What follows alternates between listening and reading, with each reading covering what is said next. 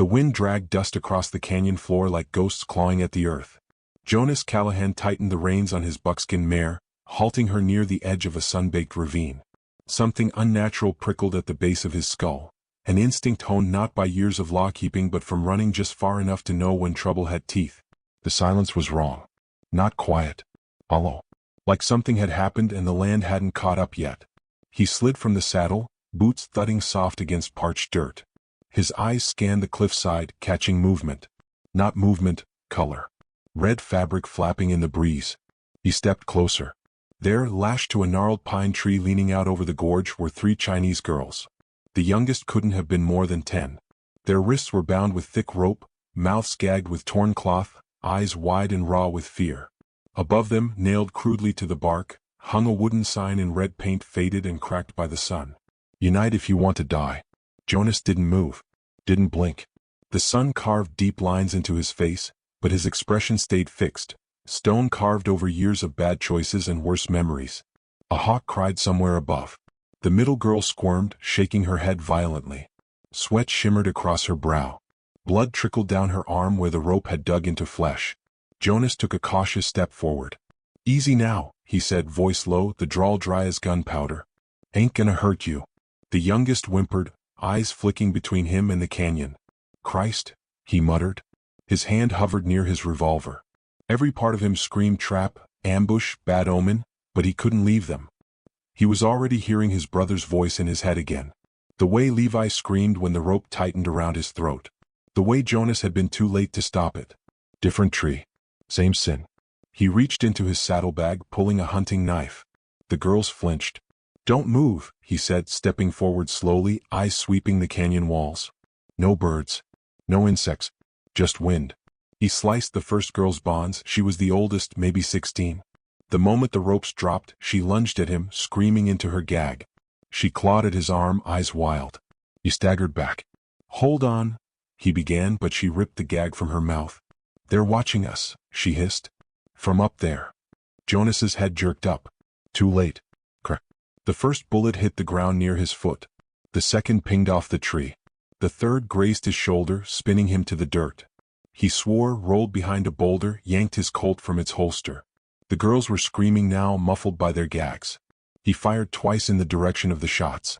Dust plumed, but no screams answered. Stay low, he barked, scrambling toward them. We gotta move. He slashed the other 2 girls' ropes. The middle one, maybe 13, stumbled but caught herself. The youngest was frozen, eyes locked on the cliff edge just feet away. Jonas threw her over his shoulder. Go, he ordered the older 2. Down that trail. They bolted, feet slipping on the loose rock. More bullets followed. One grazed the pine tree's trunk, sending bark flying. Jonas cursed under his breath. He turned and fired again, then followed them down a jagged goat trail that zigzagged beneath the cliff. Dust clung to their legs. Sweat soaked their clothes. Rocks tumbled, echoing into the ravine. Halfway down he saw it, a narrow cave mouth hidden behind a jut of stone. In here, he shouted. The girls didn't hesitate. He pushed them through the crack in the stone just as another shot sparked near his boot. He slid in after them, breath ragged, chest burning. Darkness swallowed them. The smell hit first, old water, bat guano mold. Jonas pressed a hand to the youngest girl's head. Her hair was damp with sweat, her breathing fast but steady. He struck a match, cupping it. Shadows leapt across the walls. The girls stared at him, too terrified to speak. Name's Jonas Callahan, he said. Ain't here to hurt you. The oldest girl wiped her mouth with the back of her hand. Maylin. He nodded. You all right? She looked him up and down. You shouldn't have cut us down. That a thanks. It's a warning. He gave a bitter laugh. Figured as much. Sign didn't exactly whisper hospitality. The middle girl coughed. They do it for sport, she said. Tie girls to the tree. Leave them to be rescued or die. If someone saves them, the gang hunts you both. Jonas narrowed his eyes. Gang? Red Dust Riders, Maylin said, voice tight. They run everything from the mines to the border. Smuggling women, opium. We escaped them. We almost made it. Jonas spat into the dirt. Figures. The youngest girl whimpered. Maylin pulled her close, whispering something soft in Mandarin. The cave crackled with silence again. Jonas leaned against the wall, flexing his wounded shoulder. You from the railroad camps? he asked. Malin nodded. They took us last winter. Said we'd earn money in the towns. Said we could send it home. We believed them. He didn't answer. He just stared at the flickering match as it died. Darkness returned. You don't have to stay, Malin said after a moment. They'll find us. They always do. I got my own ghosts, Jonas muttered. What does that mean? Means leaving you here just make him louder. A noise outside. Gravel shifting. Jonas tensed, hand on his gun. The middle girl stifled a gasp. A dim light filtered through the cave entrance. A lantern. Jonas stood slowly, pressing a finger to his lips. Malin moved the girls behind a rock outcrop.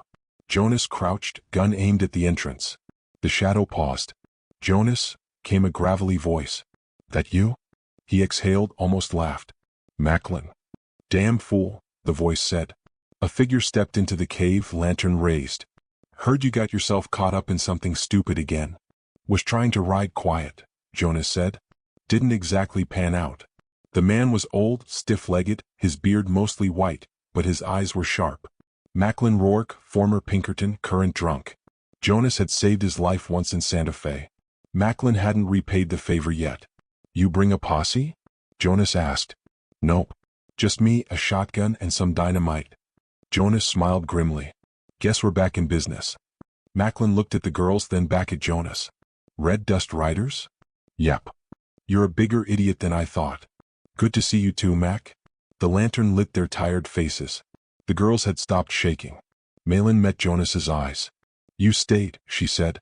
Still got time to run, he replied, not quite smiling. She shook her head. I don't think you will. The cave was quiet again. Outside, the desert wind whispered through the rocks, carrying with it the promise of blood, dust, and whatever came next. Jonas sat down beside the girls, cleaning his revolver with methodical precision. The firelight danced across his scarred hands. He'd been running for years. But now, with a loaded gun and 3 lives depending on him, he felt something different. Like maybe the running was over. At least for tonight. The desert sun was barely up when they left the cave. Jonas led the way, his coat pulled tight, the girls walking in silence behind him. Macklin brought up the rear, limping with every step, his old shotgun cradled in one hand like a prayer.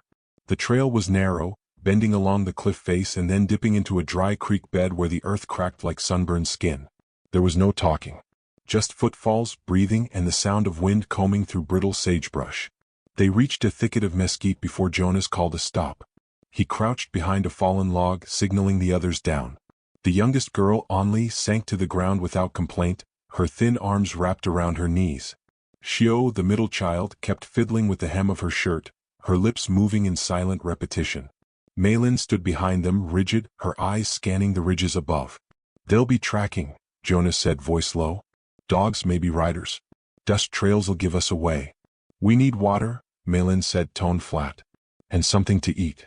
Nearest well's 30 miles southeast, Macklin grunted. Unless you want to drink snake piss, we'll have to keep moving. Jonas reached into his satchel, pulled out a half-empty canteen and passed it to Malin. Split it. She hesitated. Then took a single sip, handed it to Shio, who passed it to Onli. None of them said thank you. He didn't expect them to.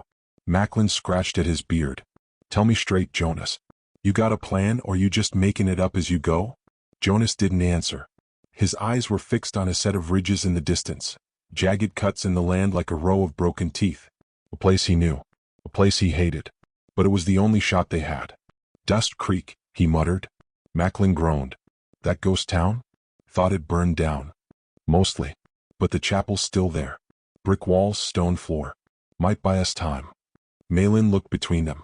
You're going to hide us in a ruin? No. Gonna make a stand in one, Jonas replied. A hawk screamed overhead. You ever gonna ask our names? Shio said suddenly. Jonas blinked. She was staring straight at him, chin raised. You already told me, he said. Malin. You must be Shio. And the little one's Onli. That's not what I meant, she said.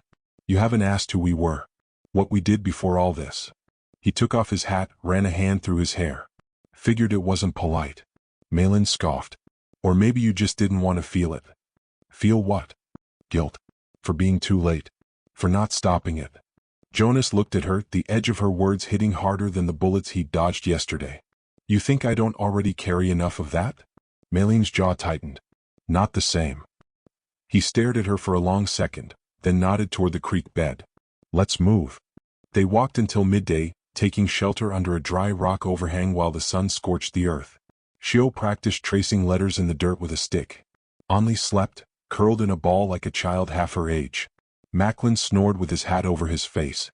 Jonas sat apart, cleaning his revolver with slow, deliberate care. Malin approached, dropped beside him. Your shoulder's bleeding, she said. He didn't look up. Just a scratch. You got hit saving us. That's not just a scratch. He kept working the cloth over the cylinder. Did what needed doing. She watched him a moment. You have family? Had a brother. Levi. He was younger. Took to people better than I ever did. Always trying to fix things. What happened to him? He died. Because I didn't get there fast enough. Malin didn't respond. Jonas glanced at her. You? She nodded. A mother and two brothers. One was conscripted into the railroad gangs. The other died during the crossing. Fever. And your mother? Malin stared at the rocks ahead. She's waiting for me. I told her I'd send money back. That I'd come home. Jonas didn't know what to say. So he said nothing. Later that afternoon they crested a hill and saw the first signs of Dust Creek. Broken fences, a collapsed windmill, and the ruins of a general store leaning like a drunk against the sand. As they walked through the main road, more dust than road now, Jonas felt the weight of old sins settle on his shoulders again. This place is cursed, Macklin muttered. It's forgotten, Jonas corrected. They reached the church. It was still standing, barely. The roof had holes big enough to let the sun in. The pews were warped. The altar was cracked. But the walls held, and that was enough. They made camp inside. Jonas barricaded the doors with old boards and broken furniture. Macklin set up tripwires outside using rusted cans. The girls huddled together in the front pew, whispering in Mandarin when they thought no one listened. That night, the desert was deathly quiet. Jonas sat by the door, rifle across his knees, listening. The silence wasn't peace. It was pressure. Waiting. Why'd you stop bounty hunting? Malin asked from the shadows. He didn't turn. Because every time I brought in a man with blood on his hands, I saw my own reflection in his eyes. Silence. Then Malin said, but you're helping now. He let out a breath. I don't know if that's what I'm doing. Shio sat up, squinting at him through the darkness. You're doing more than most men would. Jonas almost smiled. Maybe I'm just tired of running. Onli climbed down from the pew, clutching a small cloth pouch. She knelt beside him, opened it, and pulled out a single thread of red silk. It's from my mother's dress, she said quietly. She gave it to me to keep me safe. Jonas looked at her, then at the delicate thread in her hand. That's a lot of faith in something so small. She smiled softly. It's not the size. It's the memory. Before he could respond, Macklin burst through the door, shotgun raised. They're here. Everyone froze. 2 scouts on the ridge, he said. Didn't see me, but they're circling. Jonas stood, grabbed his hat and gun belt. We hold here. Let them come. Malin nodded. Her eyes were steady. Jonas felt something shift in her, fear tempered by fire. She was done being prey. He stepped outside into the moonlight, scanning the hills. The wind had teeth tonight, snapping at the fabric of his coat. He saw movement, a rider watching from a distant ridge, a silhouette against the silver sky. He raised his rifle. Didn't fire. Not yet. Inside, the girls prepared in silence. Shio laid out broken glass by the front door. Onli handed out the last of their food.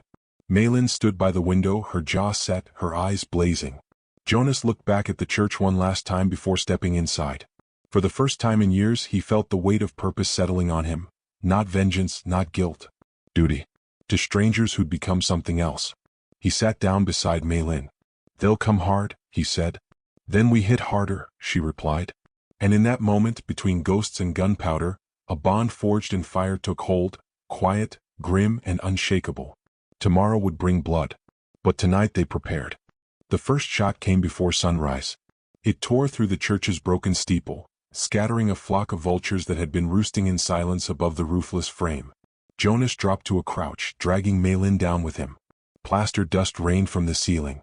Onli shrieked and dove behind the pulpit. Shio stayed frozen for a second, then scrambled to her feet and yanked the youngest girl back into cover. Macklin was already at the north window, eyes narrowed, shotgun braced on the sill. 5 of them, he said through clenched teeth. Coming low and slow from the ridge. Riders? Jonas asked. 2 on foot, 3 mounted. Looks like scouts again, but armed like they're expecting a fight. They found the tracks, Jonas muttered, checking his rifle. Didn't take them long. Malin moved beside him, her hands steady despite the trembling in her knees. What do? We make him bleed for every inch. Shio peered through a cracked shutter. They're spreading out, trying to flank us. We let him, Jonas said. Then we take their advantage and turn it inside out. He rose just enough to peek through the warped window frame. The lead rider was a lanky man in a red duster, his rifle cradled like a lover across his arms. His face was long, sunburnt, his hat dipped low. He wasn't in a rush. Jonas narrowed his eyes. That's Caleb Vine. Macklin spat in the dirt. That son of a snake still breathing? Thought he got strung up in Yuma. He always slips the rope, Jonas muttered. Always. Malin looked between them. You know him? Not well. But enough. He runs the left flank of the Red Dust Riders. Likes ambushes. And hurting people slowly. The name hung in the air like gun smoke. Jonas exhaled slowly, then turned to the girls. You 3 stay behind the altar. If anyone gets inside, you run. Don't wait. Just run. Shio frowned. And if they catch us? You don't let them. You fight. Malin nodded grimly. We already have. Jonas crouched beside the door, watching the shifting shadows in the early morning haze. Dust rose in lazy plumes from the riders' boots as they spread into a half-moon formation. He counted off angles in his head. The wind was on their side, blowing toward the enemy, masking sound. But they were outnumbered. That wasn't new. A quiet moment passed. Then a voice rang out. Jonas Callahan. It came low and deliberate, with the kind of cruelty that didn't need to shout. I know you're in there. Ain't a whole lot of churches in this damn valley. Come out now and maybe I only break your legs. Jonas smiled to himself. Same old Vine. Always with the threats. Always pretending there was mercy in him somewhere. I'm real touched you remember me, Caleb, Jonas called back. Didn't think I left that deep a scar. Pause. Then Caleb's laugh, cold and high. You did. But I returned the favor, didn't I? Course, your brother didn't get to say much after that. Jonas's grip tightened on his rifle. The world narrowed. Take your men and ride out, Vine, he said. You've already lost. That's so. There's no prize here. No reward. Just fire and graves. Another pause. Then, tell you what. Give me the girls. And I let you watch what happens before I get you. Macklin stood beside Jonas now, eyes flinty. We should open fire, the old man muttered. Catch em mid-sentence.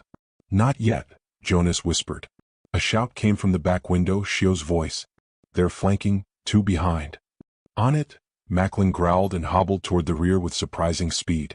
Jonas took a breath, steady and slow, then stood just high enough to fire through the broken shutters. He pulled the trigger once. The rider on the right went down hard, shot through the neck. A gurgling sound followed as the man hit the sand, writhing. The others scattered for cover. Then the real fight began. Gunshots echoed through the ruin like thunder trapped in a tin can.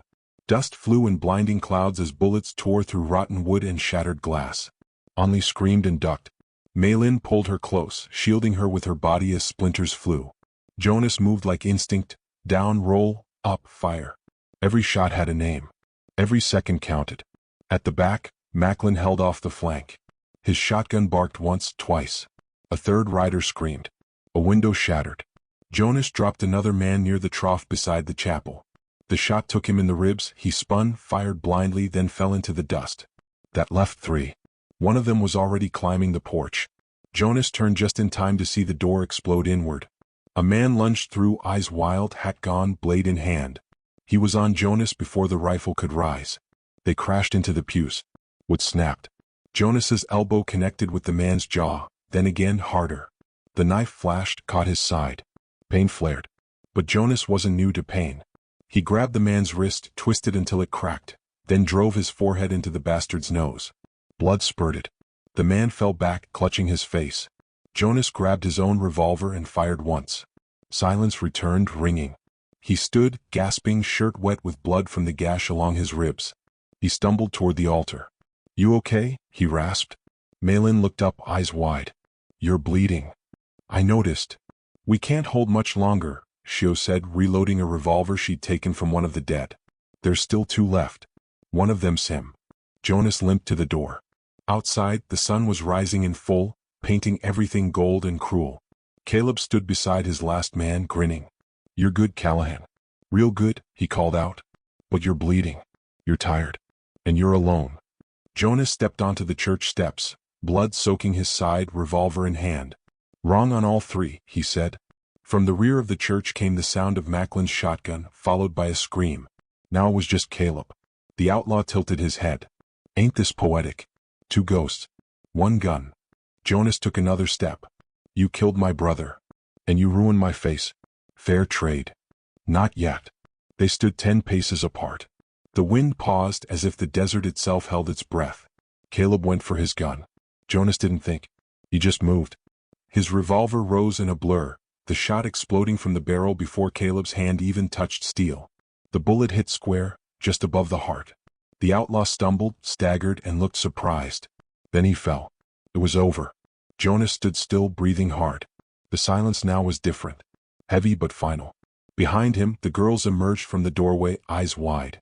Malin stepped forward first. "You're hurt bad," she said. Jonas looked down. Blood ran freely now. "Yeah," he said.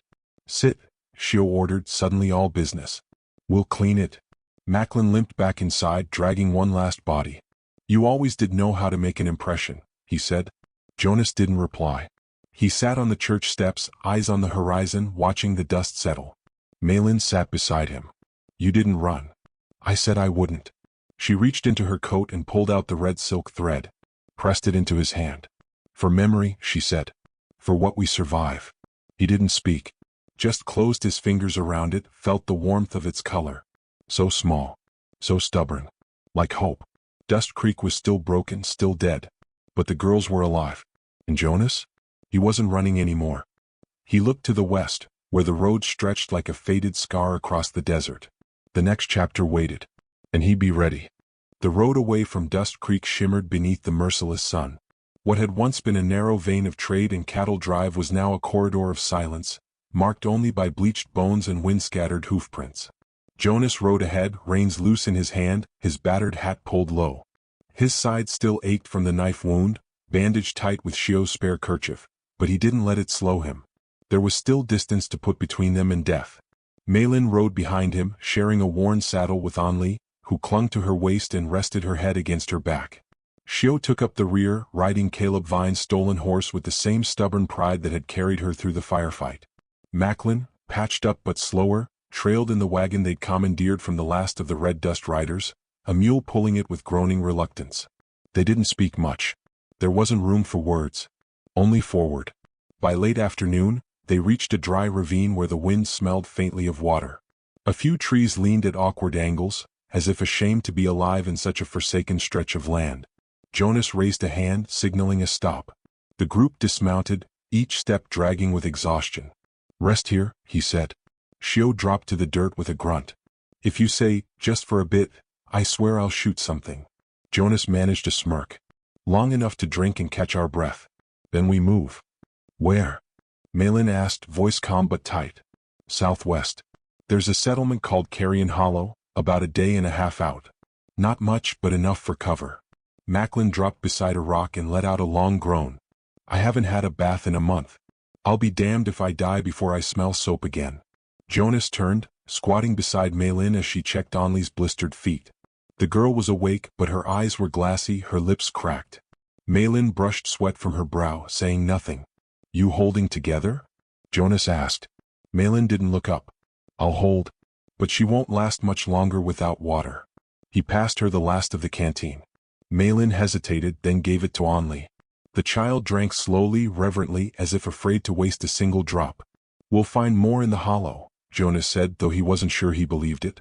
As dusk bled into night, they started a small fire using dead branches and horse dung.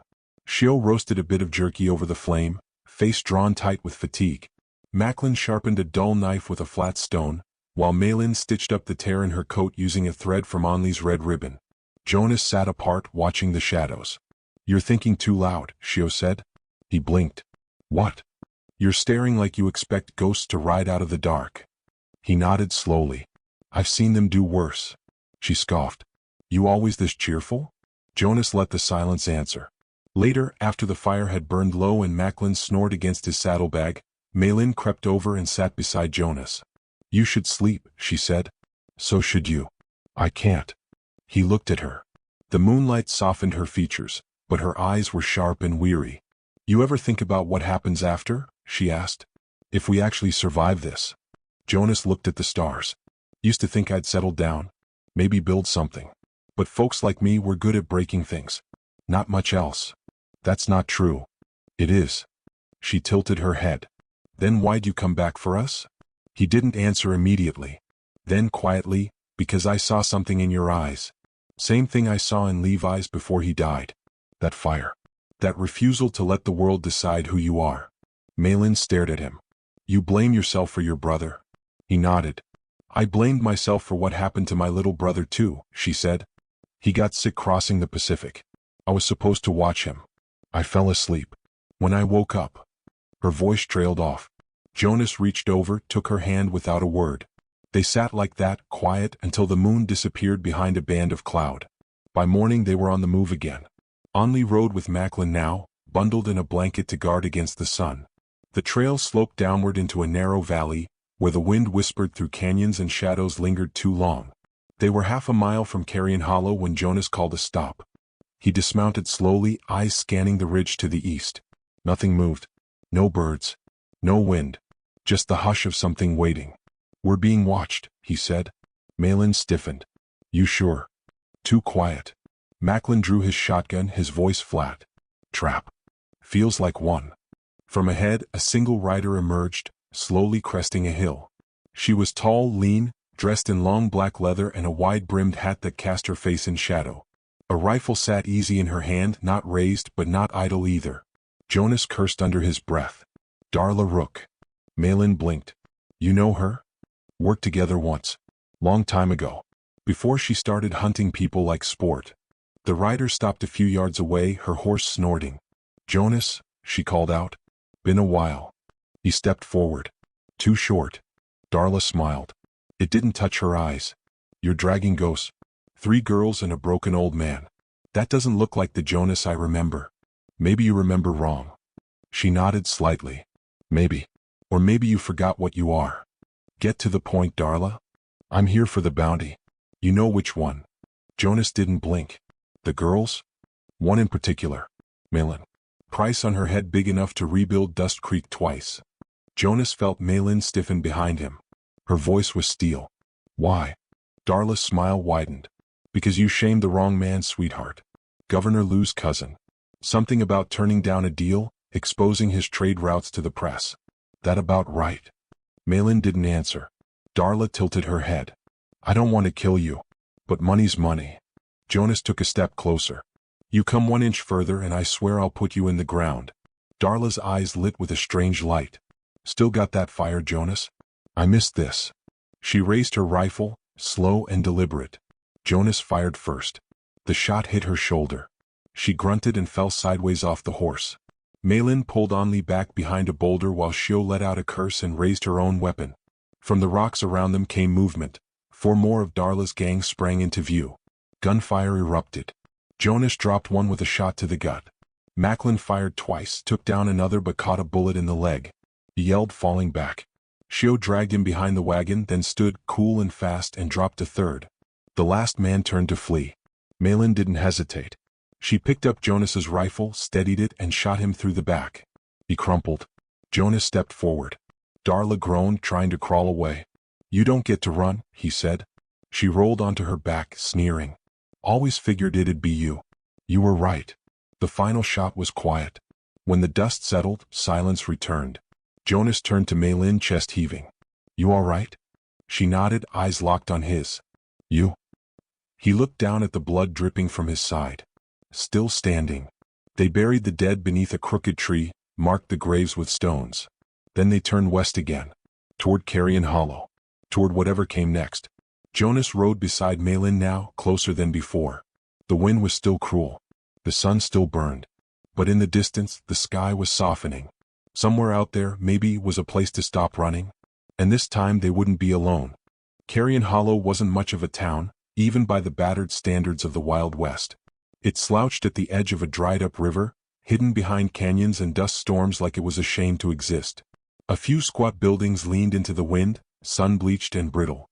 There was a single saloon, a lopsided chapel, and a sheriff's office that hadn't seen a badge in years. Jonas rode in first, his eyes hard, the pain in his ribs now a dull companion. Behind him, Maylin, Xiao, Onli, and Macklin followed, each marked by smoke and blood, their clothes torn, their eyes too old for their faces. They moved as one. Not fugitives anymore. Survivors. They made for the saloon, tying the horses out front. A wiry man behind the bar looked up, startled but quiet. He didn't ask questions, only poured 5 glasses of stale water and stepped aside. Onli sat at the far end, clutching her cup with both hands. Maylin sat beside her, close, watchful. Xiao downed her water in one pull, then leaned back with a sigh. Macklin propped his bandaged leg on a stool and grumbled about whiskey. Jonas stood, scanning the room, reading it like a battlefield. There was something wrong. No dust in the corners. No spiderwebs on the ceiling. The saloon wasn't just clean, it was recently scrubbed. A trap waiting to snap shut. He stepped toward the bartender. This town see much traffic? Not lately. You sure? Place looks new. The man smiled thinly. Had some guests pass through. Generous folk. Maylin rose slowly. How generous? The saloon doors swung open before the man could answer. 3 figures entered. They moved with precision. 2 clean, 2 polished, faces unfamiliar. City men dressed in desert dust like they were wearing costumes. The one in the middle was tall, lean, and wore a silver star. Not law but worse. An agent. He smiled without warmth. Evening. Jonas didn't flinch. You from the governor? The man gave a shallow bow. Special envoy Ren. Appointed by Governor Liu himself. I believe you've been escorting 3 important persons. Xiao rose slowly, resting her hand near her pistol. We don't do autographs. Agent Ren's eyes flicked over each of them, calm and calculating. You've caused quite a stir. Dead bounty hunters. Burned settlements. Rook's gang scattered. The governor is not amused. Maylin stepped forward. Then he should come himself. Ren chuckled softly. Bold. But foolish. Jonas spoke. You want the girls, you'll have to go through us. Ren didn't blink. That was the plan. In a blink, 2 more men stepped in behind them. One from the back, the other from a hidden stairwell. Guns cocked. Steel whispered. Jonas dove sideways, drawing and firing in one motion. Chaos erupted. Glass shattered. Maylin ducked, pulling Onli behind the bar. Xiao let loose a curse and spun, firing twice. 1 man dropped, blood spraying. Macklin tipped over his table for cover, firing wildly from behind it. Jonas tackled Ren, slamming him against the wall. The agent pulled a hidden blade, slashing deep into Jonas's shoulder. Blood sprayed. Jonas didn't stop. He drove his fist into Ren's face over and over until bone cracked. A bullet grazed Maylin's leg. She screamed but stayed on her feet. With grim fury she stood, aimed, and shot the second agent clean through the throat. The third dropped his weapon and bolted. Xiao caught him at the door, pistol barrel pressed to his head. Go, she growled. Tell your master we're not prey. We're not property. We're done running. The man nodded once, trembling, and vanished into the street. Silence fell. Ren slumped against the wall, breathing in rattles, mouth stained red. Jonas knelt beside him, voice low. Why her? Why Maylin? Ren coughed blood. Because she humiliated him. Liu's cousin. Told the truth. You know how that burns men like him. Jonas looked at Maylin, standing tall despite the blood soaking her pant leg.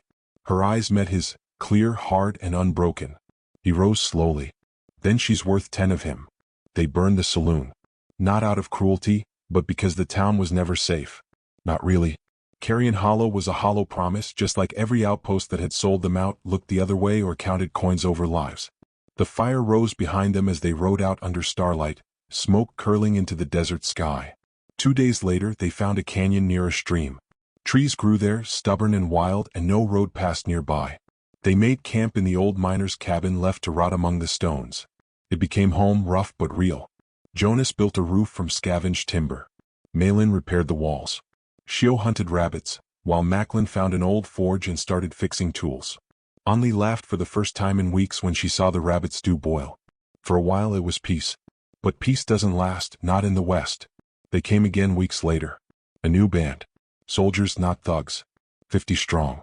Uniforms, banners, official lies sewn into their letters of arrest. They moved fast, encircling the canyon like wolves. Jonas stood at the edge of the rise, watching them approach. Malin joined him, rifle in hand. "You can go," he said. "Take the others. Disappear." She looked at him. "And leave you here to die? You've got a chance." "We have a chance," she corrected. Behind them, Shio was stringing traps. Macklin checked the pistol rounds. Only carried water from the creek without complaint. The stand was made that night. The soldiers didn't expect resistance. They expected surrender. What they got was fire. Shio took out 3 with her first volley. Jonas's rifle cracked like thunder. Malin shot from the trees, every bullet finding a mark. Macklin's laugh rang out wild as he dropped soldiers with calm precision. The invaders pushed forward, discipline crumbling as panic spread. They weren't trained for ghosts. Explosions lit the canyon floor, Shio's traps. Screams. Shouts. Then silence. Jonas limped toward the last soldier, a captain kneeling with blood on his hands. "Tell Lou," Jonas said, voice raw, "that if he sends another army we won't bury them." The man nodded, pale, and stumbled away into the night. Afterward they didn't speak for a long time. Only sat around the fire, blood drying, breaths shallow. They had survived. Again. Malin looked across the flames at Jonas. "What now?" He didn't answer at first. Then he smiled, small, tired. "Now we build." It wasn't dramatic. No sweeping music. Just hammers, soil, sweat. Over time, others came, runaways, orphans, fugitives who'd heard whispers of a safe place where the broken could belong. The cabin grew. A wall rose. Gardens bloomed. And laughter returned. Jonas taught only to ride. Malin kept records of every soul who passed through. Shio trained others to fight. Macklin told stories by the fire, about monsters and gunmen and redemption. They called the place Redemption Bluff. Years passed. One night, after the chores were done and the stars were thick above, Malin sat beside Jonas on the porch. "You think it's over?" she asked. He didn't speak immediately. "No," he finally said. "But we're ready now." She looked at him. The scars on his hands. The peace in his eyes. "You've changed," she said. "So have you." They sat in silence, the kind born not from lack of words but the comfort of not needing them. When morning came, Redemption Bluff rose with it, defiant, wild, and free. Not because it was untouched by violence but because it had chosen life after it. And that choice, that fierce, stubborn hope, was worth every bullet, every scar, every drop of blood left on the trail. In the end, the West never gave them peace. They carved it out themselves. One wound, one memory, one act of courage at a time. Because sometimes you don't ride off into the sunset. Sometimes you build your own horizon.